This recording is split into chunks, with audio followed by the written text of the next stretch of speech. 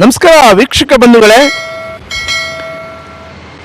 ಈಗ ಮುಜರಾಯಿ ಇಲಾಖೆಗೆ ಸೇರಿರುವಂಥ ರಾಯರಾಯ ಸಮೂಹ ದೇವಾಲಯದ ರಾಯರಾಯ ಕಲ್ಯಾಣ ಮಂಟಪದ ಮುಂದೆ ನಿಂತಿದ್ದೀವಿ. ಇದು ಒಂದು ದೊಡ್ಡ ಕತೆ. ಕಾರ್ಯನಿರ್ವಾಹಕ ಅಧಿಕಾರಿಗಳು ಯಾವ ರೀತಿ ವ್ಯವಸ್ಥೆಯನ್ನು ದುರುಪಯೋಗ ಪಡಿಸ್ಕೊಳ್ತಾರೆ ಅನ್ನೋದಕ್ಕೆ ಒಂದು ಉದಾಹರಣೆ ಹೇಳ್ತೀನಿ. ವಿನಾಯಕ ದೇವಾಲಯ, ಜೈನರ 4th ಬ್ಲಾಕ್ನಲ್ಲಿರುವಂಥ ವಿನಾಯಕ ದೇವಾಲಯದ ಕಾರ್ಯನಿರ್ವಾಹಕ ಅಧಿಕಾರಿ ಮಂಜುಳಾವ್ ಏನಿದ್ದಾರೆ, ಅವರು ಈ ಮೊಹಲ್ಲಾಗೆ, ಈ ಪ್ರದೇಶಕ್ಕೆ ಸಿಮೆಂಟ್ ಹಾಕಬೇಕು ಅಂತೇಳಿ ಅಪ್ರೂವಲ್ ಮಾಡಿಸ್ಕೊಳ್ತಾರೆ. ಅಪ್ರೂವಲ್ ಆಗ್ತಿದ್ದ ಹಾಗೆ ಬನಶಂಕರಿ ದೇವಾಲಯದ ಅಧೀಕ್ಷಕ ಶ್ರೀನಿವಾಸ ಮೂರ್ತಿಯವರು ಕಾರ್ಯನಿರ್ವಾಹಕ ಅಧಿಕಾರಿಯಾಗಿ ಬರ್ತಾರೆ. ಬರ್ತಿದ್ದ ಹಾಗೆ ಸುಮಾರು 9 ಲಕ್ಷಕ್ಕೂ ಹೆಚ್ಚಿನ ಹಣವನ್ನು ಇದಕ್ಕೆ ಕ್ಲೈಮ್ ಮಾಡ್ತಾರೆ. ಅದರಲ್ಲಿ ಆದೇಶ ಇರೋದೇ ಇಲ್ಲಿ ಕಬ್ಬಿಣವನ್ನು ಹಾಕಿ ಸಿಮೆಂಟ್ ಹಾಕಿ ಗಟ್ಟಿಯಾಗಿ ಮಾಡಬೇಕು ಅನ್ನುವಂಥದ್ದು. ಆದರೆ ದುರ್ದೈವ ಯಾವ ರೀತಿ ದುರುಪಯೋಗ ಪಡಿಸ್ಕೊಳ್ತಾರೆ ಶ್ರೀನಿವಾಸ ಮೂರ್ತಿಯವರು ಅಂದರೆ,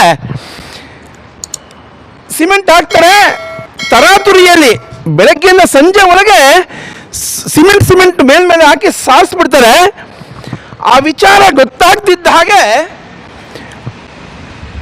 ಕೇಂದ್ರ ಸ್ಥಾನಿಕ ಸಹಾಯಕಿ ಇವರು ಲಕ್ಷ್ಮೀ ಮೇಡಮ್ ಅಲ್ಲಿರ್ತಾರೆ. ಇಲ್ಲಿ ಒಬ್ಬರು ನೌಕರರು ಫೋನ್ ಮಾಡ್ತಾರೆ, ಇದೇನೋ ಮಿಸ್ಯೂಸ್ ಮಾಡ್ತಿದ್ದಾರೆ, ಇಲ್ಲಿ ಸಿಮೆಂಟ್ ಹೆಂಗೆ ಸಾರಿಸ್ಬಿಟ್ಟು ಅವ್ಯವಸ್ಥೆ ಮಾಡಿರ್ತಿದ್ದಾರೆ ಅಂತೇಳಿ. ತುರ್ತಾಗಿ ಇಮ್ಮಿಡಿಯೇಟಾಗಿ ಬರ್ತಾರೆ ಲಕ್ಷ್ಮೀ ಮೇಡಮ್ಮು.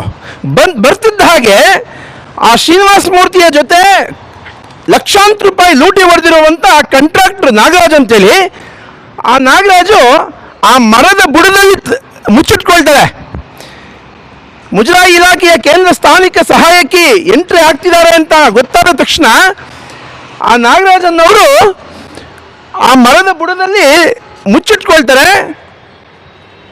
ಶ್ರೀನಿವಾಸ ಮೂರ್ತಿ ಏನು ಮಾಡೋದು ಅಂತ ಗೊತ್ತಾಗದೆ ಆ ಬಾಗಿಲಲ್ಲಿ ಹಿಂದೆಗಳಿಂದ ಎಲ್ಲ ಹೊರಗಡೆ ಹೋಗ್ತಾರೆ. ಸರಿ ಅಂತೇಳಿ ಕಾರ್ ನೋಡ್ತಾರೆ, ಬರೋಲ್ಲ ಅವರು. ಸರಿ ಸ್ವಲ್ಪ ಆಮೇಲೆ ಅವ್ರ ಪಾಡು ಹೋಗ್ತಾರೆ. ಮಾರನೇ ದಿವಸನೇ ಇಷ್ಟು ಜಾಗಕ್ಕೂ ಯಾವುದೋ ಒಂದು ಆಯಿಲ್ನ ಹಾಕಿ ಸಾರಿಸಿ ಗಟ್ಟಿಯಾಗಿರೋ ರೀತಿಯಲ್ಲಿ ಒಂದು ವ್ಯವಸ್ಥೆ ಮಾಡ್ತಾರೆ. ನೋಡಿ, ಇದು ಸಿಮೆಂಟ್ ಹಾಕಿರುವಂಥ ರೀತಿ ನೋಡಿ, ಎಲ್ಲ ಅಲ್ಲಲ್ಲಿ ಕಿತ್ಕೊಂಡು ಬಂದಿದೆ. ಇದು ಶ್ರೀನಿವಾಸ ಮೂರ್ತಿಯವರ ಕೆಲಸ.